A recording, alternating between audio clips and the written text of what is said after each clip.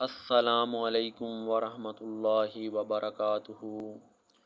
میں ایک مرتبہ ابو ہریرہ رضی اللہ تعالیٰ عنہ کے ساتھ مسجد کی چھت پر چڑھا تو آپ نے وضو کیا اور کہا کہ میں نے رسول اللہ صلی اللہ علیہ وآلہ وسلم سے سنا تھا کہ آپ صلی اللہ علیہ وآلہ وسلم فرما رہے تھے کہ میری امت کے لوگ وضو کے نشانات کی وجہ سے قیامت کے دن سفید پیشانی اور سفید ہاتھ پاؤں والوں کی شکل میں بلائے جائیں گے۔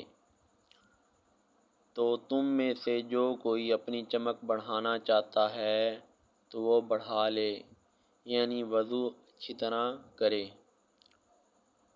Please subscribe my channel.